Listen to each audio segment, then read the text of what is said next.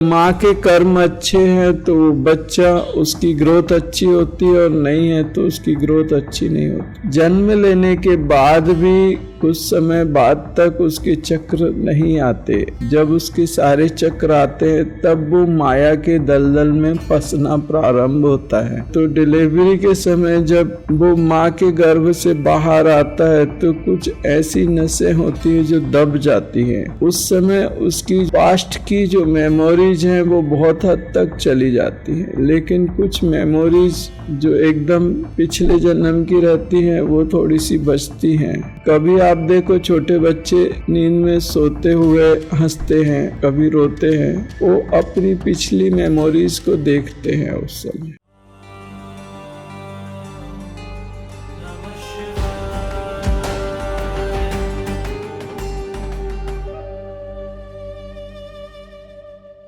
मेरा एक आश्रम है महाराष्ट्र में, छोटा सा जंगल में ही है वो थोड़ा। वहाँ पे सब पुराने साधक रहते हैं और साधना करते हैं, और वो एक कठिन व्यवस्था है वहाँ पे रहना। मतलब वो एक सच में तप है। वो अभी भी है वो आश्रम, और अभी भी वो लोग रहते। तो एक बार मुझे कुछ ऐसा लगा कि इन बच्चों को थोड़ा कुछ दे देना चाहिए। तो मैंने इन नीचे के चक्रों में कुछ शक्तियाँ होती है, तो मैंने कहा इतने साल हो गए जंगल में रहते हैं, तपस्या करते हैं, सब करते हैं, अब तो ये सहन कर सकते हैं। मैंने थोड़े से रास्ते खोले और उनके सामने शक्ति ने अलग अलग रूप रख के शक्ति आ गई। वो सब पागल हो गए। उस समय उनको संभालना बहुत मुश्किल हो गया, बहुत मुश्किल। मतलब मेरी हालत खराब हो गई उनको संभालने। अच्छा भला जो सब चल रहा था वो एकदम अव्यवस्थित हो गया। एक लड़का ही था जो उसको संभाल पाया। थोड़ी बहुत पहले हिला, थोड़ा घबराया, डरा, विचलित हुआ, बाकी सबकी वाट लग गई। प्रकृति जब तुम्हें कोई शक्ति देती है तो तुम्हारे को बिल्कुल कसौटियों में कसती है कि तुम उसके लायक हो कि नहीं। जब बच्चा माँ के गर्भ में होता है तो उसके अपने कर्म नहीं होते, क्योंकि उसमें सारे चक्राज नहीं आते। जब सारे चक्राज आते हैं तब उसके शरीर में कर्म पिछले जन्मों के आते हैं, और कर्म और प्रारब्ध का एक सिलसिला चालू होता है। अभी उसके खुद के ही चक्र नहीं बने तो कर्म कहाँ से आएंगे। वो कंप्लीट माँ से जुड़ा होता है, और अगर माँ के कर्म अच्छे हैं तो बच्चा उसकी ग्रोथ अच्छी होती है, और नहीं है तो उसकी ग्रोथ अच्छी नहीं होती। जन्म लेने के बाद भी कुछ समय बाद तक उसके चक्र नहीं आते। जब उसके सारे चक्र आते हैं तब वो माया के दलदल में फंसना प्रारंभ होता है। उस समय तक, जब तक उसके चक्र नहीं आते, उस समय तक उसके अंदर वो ज्ञान होता है माँ के गर्भ में, जो एक साक्षात्कारी पुरुष को होता है वैसा उसको ज्ञान होता है। उसके पास सब कुछ देखने की क्षमता होती है, समझने की क्षमता होती है। और जब डिलीवरी होती है तो डिलीवरी के समय जब वो माँ के गर्भ से बाहर आता है तो कुछ ऐसी नसें होती है जो दब जाती हैं। उस समय उसकी जो पास्ट की जो मेमोरीज हैं वो बहुत हद तक चली जाती हैं, लेकिन कुछ मेमोरीज जो एकदम पिछले जन्म की रहती हैं वो थोड़ी सी बचती हैं। उनको देख के कभी आप देखो छोटे बच्चे नींद में सोते हुए हंसते हैं, कभी रोते हैं, वो अपनी पिछली मेमोरीज को देखते हैं उस समय। और ये कहना कि उनकी थर्ड आई ओपन होती है जन्म के बाद, ये उचित नहीं लगता। ये आप लोगों की एक सोच है, उसके अलावा और कुछ नहीं है। थर्ड आई ओपन होना का मतलब ये है कि तुम्हारा सामर्थ्य होना चाहिए। वो तुम उसके लिए, अगर थर्ड आई ऐसे ही ओपन हो जाती तो फिर बहुत लोगों की हो जाती थी। हाँ, ये है कि आप कोई भूत प्रेत पिशाच सिद्ध कर लो तो वो आपको बताता है कि कहाँ क्या हो रहा है। और आजकल धर्म के नाम पे लोग यही करते हैं। कोई जिन्न सिद्ध करता है, कोई भूत प्रेत पिशाच सिद्ध करता है, दुनिया भर के। क्योंकि मैं जंगल में रहा और मैंने इन लोगों को देखा और उन्होंने बोला कि हमने प्रेत सिद्ध किए हैं या जिन्न, वो लोग वही कर करते रहते हैं। उन्होंने मुझसे कहा, आप इतने सालों से साधना कर रहे हो, 40 दिन में एक यक्षिणी सिद्ध होती है। तो वो यक्षिणी इतनी सुंदर होती है कि अप्सरा के जैसी होती है और आपको नहीं दिखेगी। जो साधक सिद्ध करता है उसको दिखती है, उससे बात करती है। और वो राक्षसनी है बहुत सुंदर, लेकिन राक्षसनी है वो। कोई साधक से कभी कोई गलती होती है तभी उसी दिन साधक को खत्म करती है, मार डालती है। और जो लोग ऐसी साधना करते हैं उनकी हालत बहुत बद से बदतर होती है। वो जीवन भी ठीक से नहीं जी पाते और बहुत बुरी तरह मरते हैं। और मैं आप सभी से एक बात कहना चाहता हूँ, कभी भी तुम्हारे पास साधना आए और शक्ति आए तो तुम कभी प्रोफेशनली ऐसे हीलर मत बनना। मैं प्रोफेशनली जो लोग दूसरों को ये करते हैं ना कि ये कर देंगे या वो कर देंगे, वो बहुत बड़ी मुसीबत अपने लिए लेते हैं। जब आप किसी की लाइफ में इंटरफेयर करते हो तो उसके घर में जो एंटिटीज या एंसेस्टर्स होते हैं वो उस परिवार को अपना अधिकार समझते हैं और अगर उसमें किसी ने इंटरफेयर किया तो वो तुम्हें उल्टा लटका देंगे, मारेंगे तुम्हें। जब तक तुम्हारी स्थिति उस व्यवस्था तक ना आ जाए कि तुम उन चीजों को अच्छी तरह से देख के और उनको तुम व्यवस्थित रूप से हैंडल कर सको। थोड़े पैसों के चक्कर में ये लोग क्या करते हैं, अपने घर को बर्बाद कर लेते हैं। ऐसे लोग जो किसी का घर ऐसे कुछ करते हैं, उनके घर की हालत देखो आप, उनकी कैसी हालत होती है। वो दूसरों के घरों में जब इंटरफेयर करते हैं तो उन घरों में जो चीजें होती हैं वो इनके घर में इंटरफेयर करती हैं, सब मिलके इनको बताते। कभी भी मैं इन चीजों को समर्थन नहीं करता। आपको धंधा करना है, आप धर्म के बाहर जाके बिंदास धंधा करो, जो करना है सब करो। धर्म में ना तो राजनीति आनी चाहिए ना धंधा आना चाहिए। अगर आप कुछ करते हो तो आप इन 5 भूतों के ऊपर अगर उठ गए हो और हायर अथॉरिटी से अपॉइंटेड किया गया है तो आप जेन्युइन हो, आपको वो अधिकार हैं। प्रकृति आपको सपोर्ट करेगी। जैसे किसी पुलिस ऑफिसर को अपॉइंटेड किया जाता है, उसके पास पावर होती है, लेकिन जो लोग अपने आप से पुलिस की वर्दी पहन के मार्केट में घूमते हैं उनके पास कोई पावर नहीं होती। तो अपने को ऐसे कोई काम नहीं करने जो हमारे परिवार के लिए और हमारे लिए बहुत बड़ी मुसीबत बन जाए। घटना मैंने बहुत सारे लोगों पे देखी है कि उनकी हालत बहुत अच्छी नहीं रहती और उनको समझाया जा नहीं सकता है, लेकिन वो जो कर रहे हैं उससे उनके परिवार भोगते हैं, बहुत तकलीफ भोगते हैं और वो खुद भोगते हैं। आप समझिए, जब आप दक्षिणा देते हो तब आप दक्षिणा के साथ उस दक्षिणा में अपने कर्म देते हो, नेगेटिव कर्म देते हो। अगर लेने वाले में वो शिवाग्नि ना हो, तपाग्नि ना हो तो वो जो कर्म आप दक्षिणा के साथ दे रहे हो आपको भी नहीं मालूम, और लेने वाला अगर उसमें पावरफुल ना हो तो वो कर्म उसको नष्ट कर डालेंगे, खत्म कर देंगे। ये बात उनको नहीं मालूम और वो ले लेते हैं और उसके साथ जो कर्म आते हैं वो कर्म बहुत खतरनाक आते हैं। अपने खुद के कर्म इतने हैं, दूसरों के लेना मतलब भयानक है। इन कर्मों से मुक्ति के लिए मैं जानता हूँ कितनी बुरी तरह से शरीरों को जलाना पड़ता है। मतलब पूरा शरीर कंकाल बन गया और मरने की हद तक, मतलब ऐसा लगता था 2 घंटे जीऊंगा कि 2 दिन जीऊंगा, मुझे नहीं मालूम था। उसके बाद भी कर्म खत्म नहीं हो रहे थे। गुरु भगवान से बोला, मालिक अब तो कुछ भी नहीं बचा, अब तो शरीर छूटने जैसे हालात हो गए, इसके बाद भी कर्म बचे हैं, इससे ज्यादा और क्या तप होगा भगवंता। मेरी हालत ऐसी हो गई थी, जंगलों में था, कीड़े मकोड़े शरीर पे चल रहे थे, पत्थरों पे पड़ा था, ऊपर से बारिश गिर रही थी, ना खाने को कुछ ना कुछ, बुरी तरह हालत बहुत बुरी थी। ना मालूम 2 घंटे जियो कि 2 दिन जियो, कंकाल हो गया था। और जरा श्वास पे ध्यान दे के साधना करता था तो वॉमिट शुरू हो जाती थी पित्त की, और पूरा ये हार्ट वार्ट सब पूरा खिंच जाता था, शरीर में बिल्कुल सामर्थ्य नहीं थी, बैठ नहीं सकता था, इतनी शक्ति नहीं थी। कितने कितने दिन तक तो कोमा जैसी हालत में रहता था, मुझे पता ही नहीं चलता था।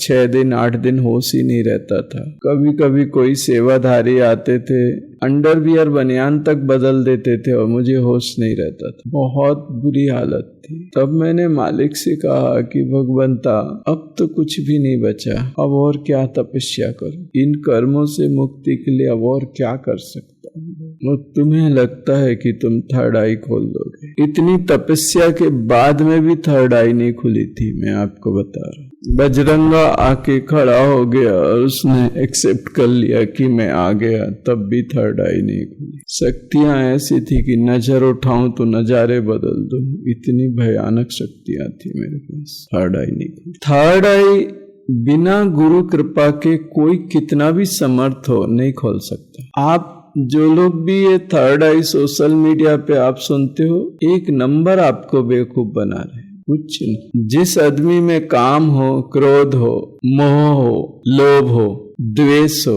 उसकी थर्ड आई से दूर दूर तक कोई लेना देना नहीं। ये इसको कमांडिंग चक्रा बोलते हैं, कंट्रोलिंग चक्रा बोलते हैं। ये प्रकृति को कमांड करता है, नेचर को कमांड करता है, 5 एलिमेंट्स को कमांड करता है। इसी के कारण इस पृथ्वी लोक का अधिष्ठात्र देवता ब्राह्मण है। ब्राह्मण जो ब्रह्म में स्थित हो वो ब्राह्मण, जिसके पास ये हो, इसके कारण हम लोग इस पृथ्वी लोक के अधिष्ठात्र देवता होता है एक ब्राह्मण। आपने देखा ना मैं कैसे चुटकी बजा के बात करता हूँ, ए चलो रे, ये किसी राजा की आवाज में ऐसी कनक होती है। अगर कोई और बोले तो वो उल्टा लटका के जान निकाल ले। वो भैरव है, वो अघोर है, फाड़ देगा वो। उसका उग्रता ऐसी होती है कि चिंगारता हुआ और भयानक और भयंकर है वो चलता है तो उसकी धमक ही अलग होती है। ऐसा लगता है प्रलय आ रहा है। मुझसे मजाक नहीं कर रहे, आप अपने आप से मजाक कर रहे हो। पागल मत बनो, पहले जीते जी मर के दिखाओ मुझे,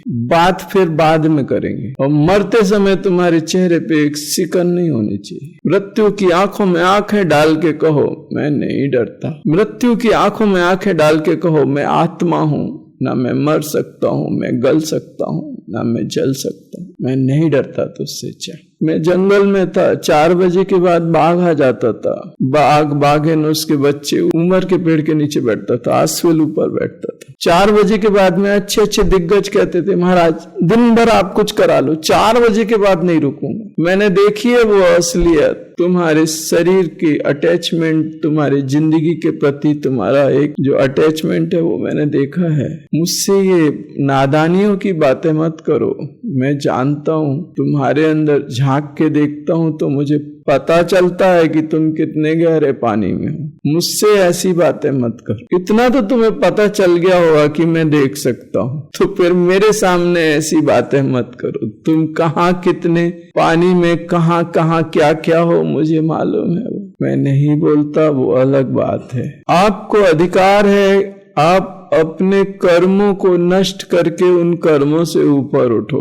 अगर तुम मेरे हिसाब से चलते हो तो प्रकृति तुम्हारे को रियायतें देती है, छूट देती है। तुम अगर मेरी बात समझते हो तो बहुत सारी चीजें तुम्हें, प्रकृति जो व्यवस्थाएं हैं वो तुम्हें बहुत सारी छूट देंगी। और अगर तुम नहीं समझोगे तो 12 के भाव में लपेट देगी, सबको लपेट रही, तुम भी जाओगे। मेरे पास आने का मतलब ही एक है कि जीवन में सुकून और शांति आए और जीवन व्यवस्थित हो, संतुलित हो। समझिए जरा, आप अफलातून बनने की कोशिश मत करिए। जब आपके अंदर वो क्षमता आती है तब वो अलग दिखती है कि आप हो वैसे। उस समय आपके साथ में जो होते हैं उनको भी लगता है कि आपके ऊपर काम करना चाहिए। आप उछल उछल के बताओगे कि देखो हम ऐसे हैं, देखो हम ऐसे हैं, ये गलत है, ये है ही नहीं ठीक। सूर्य जब निकलता है तो एक अंधे को भी पता चलता है कि दिन हो गया। भगवान सूर्य नारायण चिल्ला चिल्ला के नहीं बोलते देखो मैं निकल गया, देखो मैं निकल गया। सूर्य का तेज बताता है कि सूर्य भगवान उदित हो गए। मेरे मालिक ने कहा था कि तुम ऐसे बन जाओ जैसे सूर्य होता है। तुम्हें कभी अपना परिचय ना देना पड़े, तुम्हारे तेज और तुम्हारी ऊर्जा को देख के लोग कहें कि है। तुमने सूर्य बनना है और सूर्य बनने के लिए जलना होता है। सूर्य हर समय अग्नि को अपने आप में धारण करता है, प्रचंड अग्नि का गोला है वो। उतनी अग्नि को संभालना तो सीखो पहले। आप ये जो इमारत देख रहे हो ये आपको थोड़ी अच्छी लग सकती है, लेकिन इस इमारत को बनाने के लिए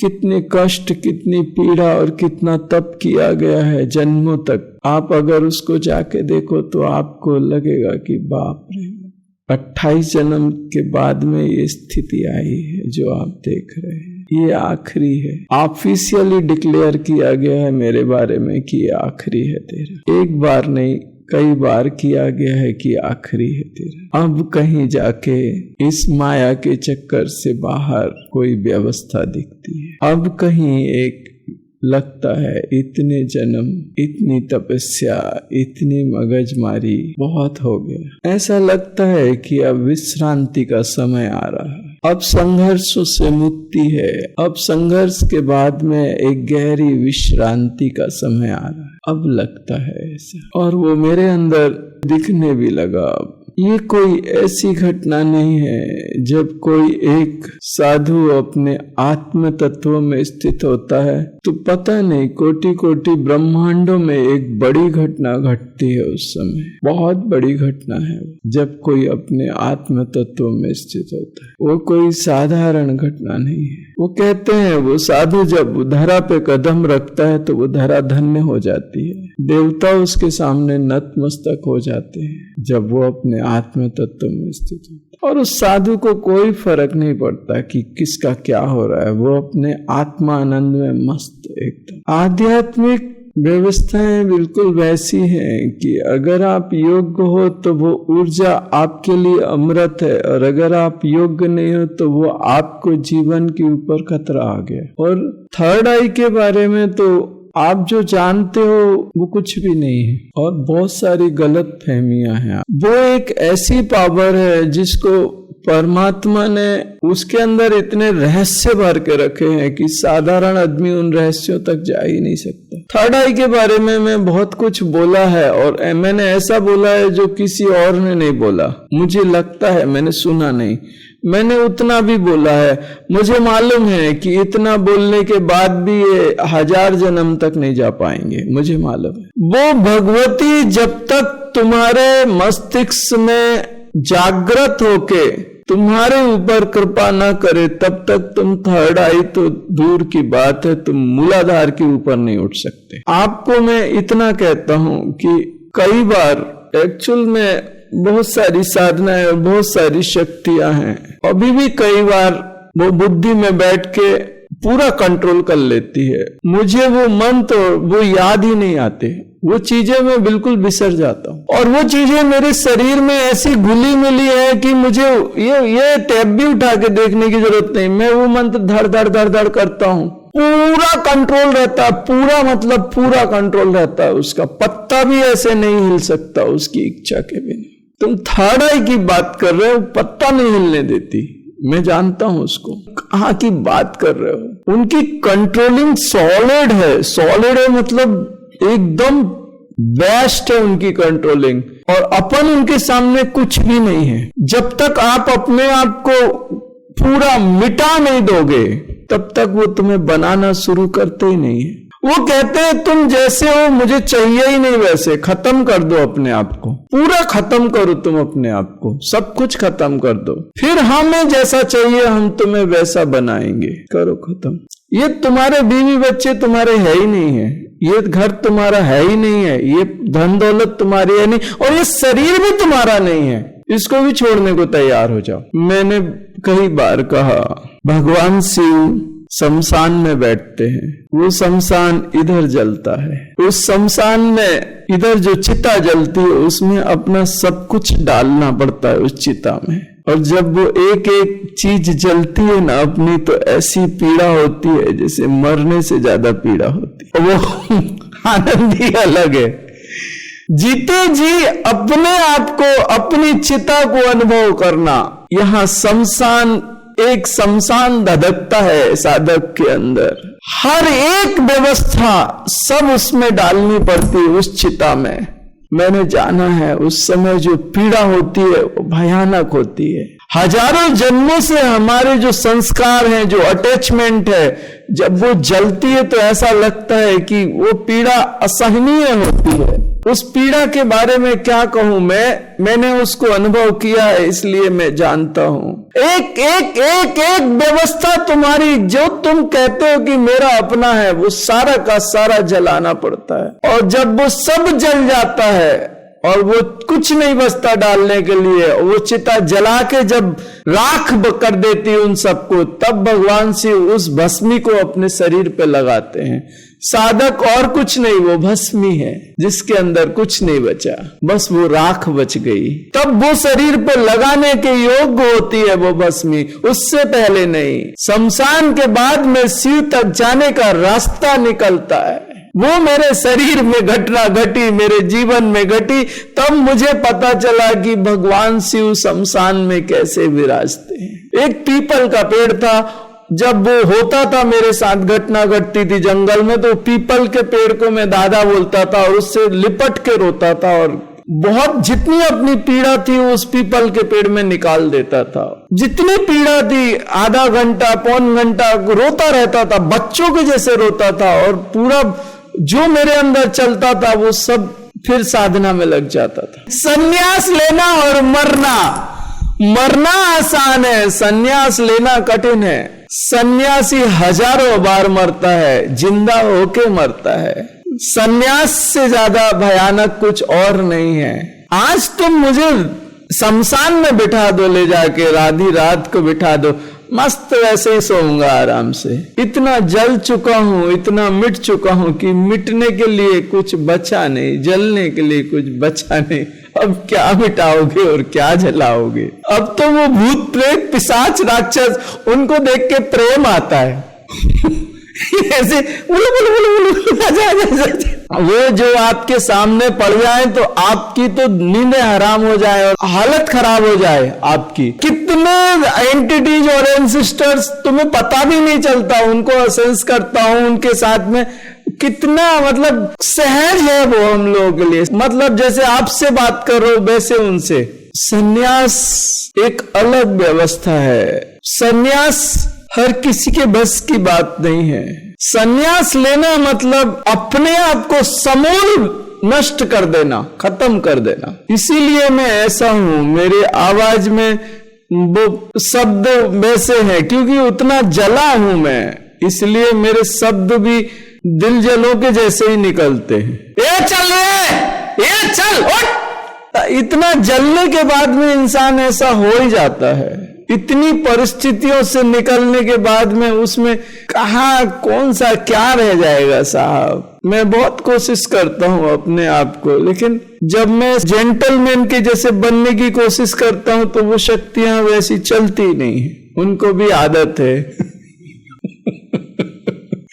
कभी तो करूं क्या, मैं चिल्ला के बोलता हूं ना। तो मैंने उन शक्तियों से पूछा था कि मैं इतना चिल्ला के बोलता हूं, आप लोगों को कभी ऐसा नहीं लगता कि ये उचित नहीं है, इसको जरा सम्मान से बोलना चाहिए? तो उन्होंने बोला ना, तो कुछ नहीं है। फिर दूसरी बार फिर मुझे लगा कि यार ऐसे कौन बोलता है, ऐसे बराबर नहीं है अपना। मैंने फिर से पूछा, भाई आपको बोलता है ये कर रहे, ये फास्ट कर, काय करता है तू, ये कर, ये कर, चल चल, ये करो, ऐसा करो, ये काय को छोड़ा, ये करना। उनसे पूछा आपको ऐसा नहीं लगता कि ये गलत है? हाँ, मैंने भी सोचा अभी बदलने की ज्यादा जरूरत नहीं और बदल सकते नहीं अपन अपने आप को। इस उम्र में बदलना बहुत कठिन है, तो जैसा चलता है वैसे चलने दो दोस्तों। अब ज्यादा नहीं बदलना, अब तो बस गुजर रही है, गुजरने दो। अभी कोई ज्यादा तब्दीलियां नहीं करनी। आप अध्यात्म को पाना चाहते हो, उसका तरीका है। बच्चे को आप KG1 में डालते हो, KG2 में डालते हो, फर्स्ट सेकंड थर्ड एक सिस्टम है। वैसे ही हमारे यहाँ क्या, हर साधु के पास एक सिस्टम है। अगर आप समर्पित भाव से और एक आपके अंदर धैर्य है सहन शक्ति है, समर्पण है, प्रेम है, और पाने के लिए आप एकदम संकल्पित हो, ठीक है, करेंगे, सिस्टमेटिक करेंगे, लेकिन फालतूगिरी कहीं नहीं चाहिए मुझे। मेरे किसी भी साधक में कोई फालतूगिरी नहीं है। ये मैं पहले ही स्पष्ट कर देता हूँ, करना क्या है और उद्देश्य क्या है। बेहतर हो कि मेरे सामने हवाइयों की बातें ना करें आप, और अगर ज्यादा करते हैं तो फिर रोना मत, चीखना मत, चिल्लाना मत और फोन मत करना। आपने 3 बार 4 बार बोला, 5 बार बोला, 6 बार बोला, 6 बार के बाद में मेरा सिस्टम स्टार्ट हो जाता है, फिर मुझे मत बोलो। मैं 6 बार तक किसी को समय देता हूँ, मेरा एक सिस्टम है। कोई 1 बार बोले, 2 बार बोले, 3 बार बोले समझा दो, 4 बार बोले समझा दो, 5 बार बोले थोड़े देखो, 6ठी बार अगर बोला डाल दो गियर में गाड़ी, देखता बैठेगा सामने वाला। फिर दूसरी बार आज्ञा चक्र बोलने की हिम्मत नहीं करेगा, कहीं फिर नहीं करेगा। मूलाधार में डाकनी है, डाकनी इतनी डेंजर होती है कि अगर उसको देख लो तो तुम्हारी अटैक आ जाए, इतनी खतरनाक होती है मूलाधार की ओर। अच्छे अच्छे तांत्रिक, उनकी हालत खराब हो जाती है डाकनी के सामने। अच्छे अच्छे तांत्रिक सच में अगर आप देखो तो इतनी भयंकर है, उसकी सिद्धि शमशान में होती है और रात को होती है। साधारण तो लोगों के लिए तो यही व्यवस्था है, तो उसको देखने मात्र से सारा अध्यात्म के प्रति जो प्रेम है वो सब निकल जाता है, बह जाता है शरीर से।